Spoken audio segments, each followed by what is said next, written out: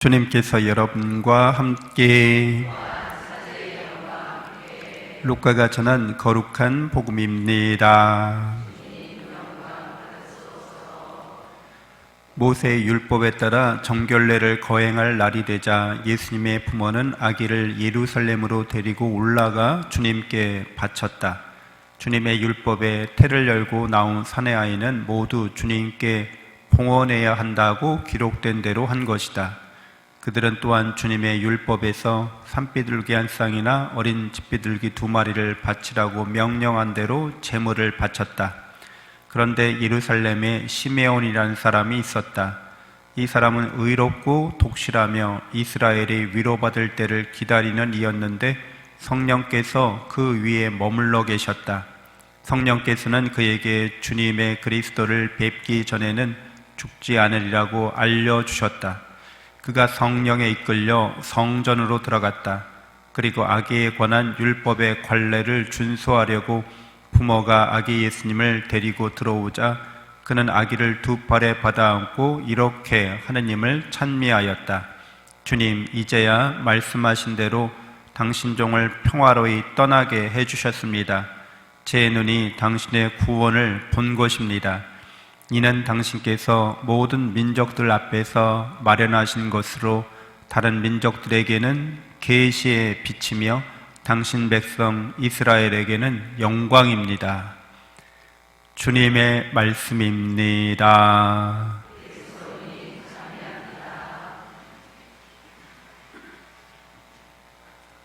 참 예수님, 하나님의 복동이 고맙습니다. 고맙습니다. 네, 오늘 미사 지향을 앞에 전례가 있어서 빼뜨렸는데, 연미사 최영호 바오로, 이옥섬 정혜 엘리사벳, 강용규 바오로와 친구들, 양부전 신주연 테레사, 김순대 보니까, 최용 서월래 마리아, 천동순 전윤세 요셉, 이문자 네스 자매님과 승미사, 이하이, 권율 요셉, 정은석 젬마, 정우석 카타리나, 하정혜 사라, 백원이 안셀모, 오승은 치칠리 아나, 유경자 모니까, 이호재 요셉, 이정헌 마르티노, 이정후 마르첼로, 김정란 데레사, 김한태 라우렌시오 형제를 위해서 봉헌합니다. 네, 오늘은 주님 봉헌 축일입니다. 하느님께서 우리를 극진히 사랑하시기 때문에 당신 아드님을 우리를 구원하시기 위한 희생제물로 봉헌하신 것을 기념하는 거죠. 하느님께서 우리를 위해서 당신 아드님을 내어주셨는데 그 당신 아드님을 마리아와 요셉의 손을 통해서 봉헌받으시는 것으로 드러납니다. 우리가 하느님께 봉헌하는 모든 것들은 다 하느님께로부터 받은 것들인 거잖아요. 다 받아서 봉헌하는 거죠. 그러니까 실제로 우리 거를 봉헌하는 건 아니에요. 다 받아서 봉헌하는 거죠. 하느님은 항상 우리에게 선불하라고 하세요? 후불하라고 하세요? 선불로 내놔 이렇게 얘기하세요? 아니면 후불로 줘 이렇게 얘기하세요? 항상 후불로 줘 이렇게 얘기하시는 거죠. 아니 주지도 않고 내놔 그러시는 분인가요? 그러면은 되게 무서운 인색한 하느님이죠. 항상 하느님께서는 베푸시고 나서 이게 네 거야, 완전히 너의 거야 이렇게 말씀해 주시는 거죠. 그리고 나서 나한테 줄 수 있니? 라고 말하는 거죠. 그렇게 말씀하시는 이유는 이게 완전히 우리 것이 되어야지만 그래야만 우리가 봉헌하는 의미가 있는 거죠. 그래서 하느님께서 우리에게 생명을 주시는데 이 생명은 완전히 너희 것이야 라고 주시는 거죠. 그 생명을 나에게 바칠 수 있겠니? 라고 물으시는 거죠. 주신 건데 완전히 우리 것으로 이렇게 주신다는 거예요. 그러니까 우리 것이 됐으니까 우리가 이제 그 받은 것에 대한 권리 행사를 할 수 있는 거죠. 줄 수도 있고 안 줄 수도 있는 거죠. 하느님께 봉헌할 수도 있고 안 할 수도 있는 거죠. 이러한 권리, 권한이 우리에게 양도되는 거죠. 근데 본래 우리는 그렇게 받을 어떤 자격이 있거나 근거가 있거나 무슨 그런 거 있는 건 아니에요. 그냥 주신 거예요. 태어날 때 여러분 무슨 권리가 있어서 태어난 건 아니잖아요. 난 세상에 태어날 권리가 있어, 난 권한이 있어, 이런 건 아니죠. 그냥 하느님께로부터 받은 거죠, 무상으로. 근데 이걸 내 것으로 삼아주셨기 때문에 내가 하느님께 내 삶을, 내 인생을 봉헌할 수 있도록 해주시는 거죠.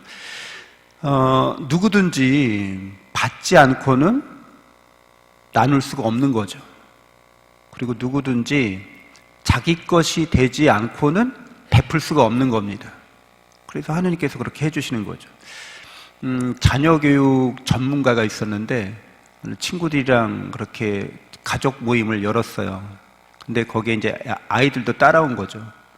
그런데 그 아이가 장난감을 갖고 노는데 다른 아이들이 같이 갖고 놀자고 하니까 떼를 쓰고 막 안 노는 거예요. 내 거야, 이거는 나만 갖고 놀 거야. 그러는데 자녀교육 전문가 입장에서는 자기 자녀를 이렇게 다른 부모들 보기에, 친구들 보기에 어떻게 민망하잖아요. 자녀교육 전문가인데 애가 왜 이렇게 이기적이고 사납고 자기만 다른 친구들이랑 나눌 줄 몰라. 그러니까 이제 막 화를 내고 야단치기 시작한 거죠.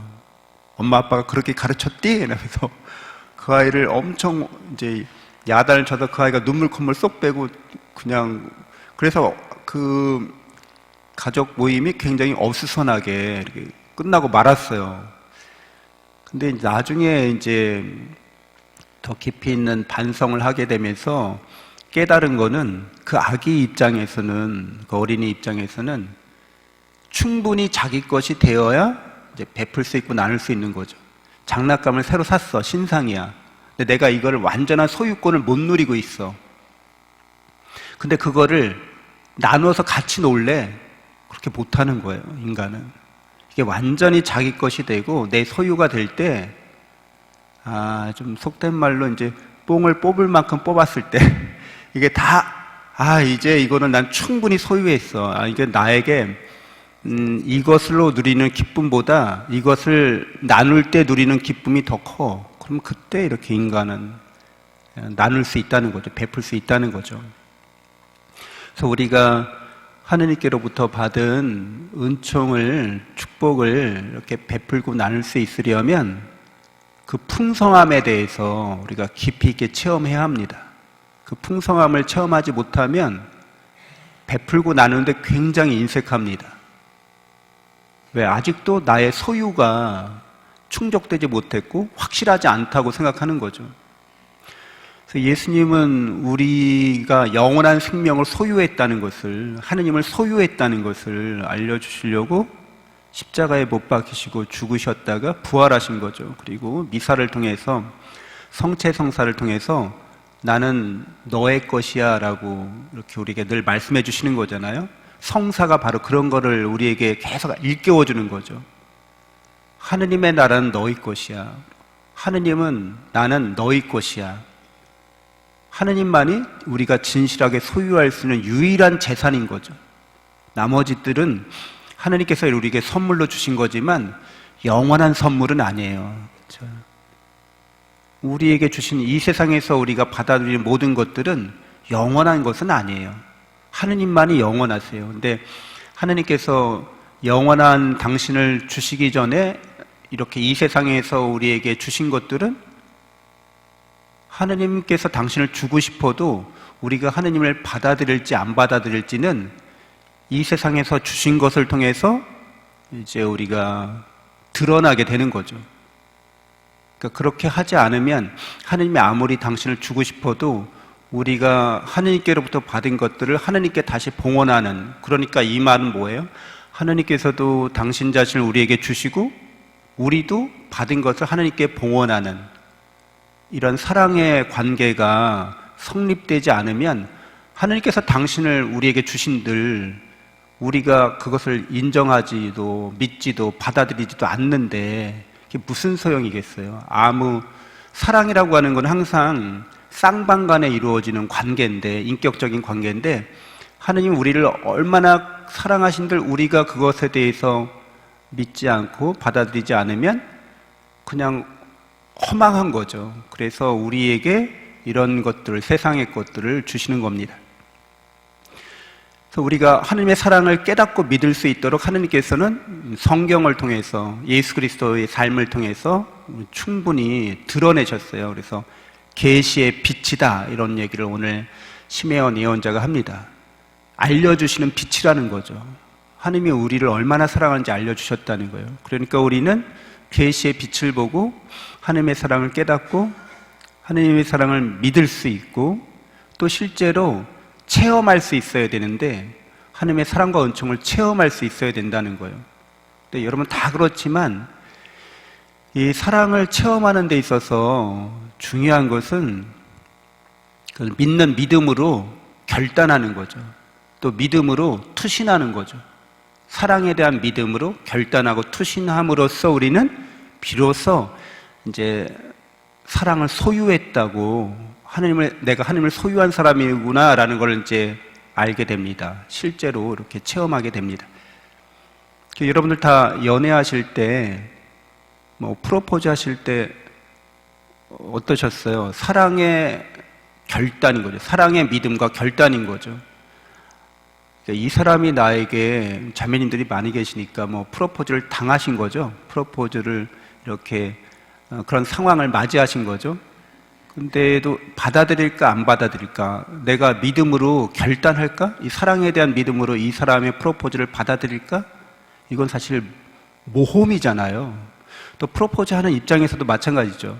이 사람이 내 프로포즈를 받아들일까? 내가 믿음으로 이렇게 결단하고 투신하는 건데 이런 것들이 상호간에 받아들여질까? 이거는 알 수 없는 거죠. 그래서 본인이 그렇게 선택하고 결단할 때 드디어 이제 사랑이 시작된다고 볼 수 있습니다. 그러니까 하나님께서 우리에게 베푸시는 사랑과 은총이 풍요로운데 또 영원히 당신 자신을 주시고자 작정하셨음에도 불구하고 진짜 사랑은 내가 그것을 깨닫고 믿고 투신할 때, 그걸 헌신할 때 이제 드러나기 시작합니다. 그렇기 때문에 성경에 등장하는 사람들 이야기들 중에 아브라함의 이야기가 대표적인 이야기들 중에 하나죠. 이삭을 봉헌하고 바치는 행위, 그건 믿음의 결단이고 투신인 거죠. 자기가 실제로 믿고서 사랑하기 때문에 그 사랑을 믿고 자기도 사랑으로 자기를 투신하는 거예요. 내던지는 거죠. 과감하게. 그리고 사렙다 지방의 과부 이야기도 잘 아실 거예요. 엘리야가 사렙다 지방에 갔을 때 과부가 마지막 남은 한 주먹만큼의 밀가루로 빵을 만들어서 먹고 죽으려고 했을 때 그거 저에게 나눠주세요 했을 때 사랑에 대한 믿음으로 과감히 그렇게 결단하죠. 또 복음서에도 등장하는 가난한 과부의 헌금, 그게 한 1,000원 정도 해당돼요. 1달러 정도 해당되는 거죠. 근데 가난한 사람들은 일용직, 하루 벌어서 하루 먹고 사는 사람들, 하루 생활비로 1달러 정도가 쓰여지는 사람들한테는 그 돈이 전부나 마찬가지죠. 내일 일자리를 못 구하면 굶을 수 있는 거예요. 근데 그거를 바치는 거죠. 이게 사랑의 믿음, 하나님의 사랑에 대한 믿음으로 결단하는 거죠. 그리고 투신하는 거죠. 드디어 이래서 하나님과의 사랑의 관계가 이렇게 맺어지게 되고 하나님과 주고받는 사이가 되고 하나님은 내 거, 나는 하나님 거, 이런 관계가 형성되는 거죠. 그래서 우리가 하나님께로부터 받은 것에 대해서 깊이 성찰하고 또 용기 있게 믿음으로 결단하지 않으면 하나님은 나를 사랑하는데 나는 하나님 별로 사랑하지 않는 거예요. 그래서 하나님 저 멀리 계신 분이 되는 거죠. 그래서 제가 예로 좀 드린 이야기가 있는데 아무리 사랑한다고 한들 그렇게 어떤 믿음의 결단과 투신을 하지 않으면 그냥 먼 사람이 되는 거죠. 그래서 옆 마을에 짝사랑하는 사람 어떤 아가씨가 있어서 계속 그 아가씨에게 100일 동안 편지를 써야지 하고 100일 동안 편지를 썼더니 결국에는 그 아가씨가 결혼하게 됐어요. 누구랑? 우편 배달부랑. 그렇죠. 그렇게 되는 거죠. 그러니까 사랑으로 내가 투신하지 않으면 그냥 계속 편지만 쓰고 있는 거예요. 내가 실제로 성경을 읽고 기도하고 사랑에 대한 확고한 믿음으로 그걸 깨달아서 왜 알려주셨으니까 사랑의 마음으로 이렇게 뭔가를 투신하고 헌신하면 반드시 사랑의 열매가 맺히게 돼 있습니다. 그래서 사랑이 시작되는 거죠. 인간관계에서 여러분 연애하실 때도 마찬가지인 거죠.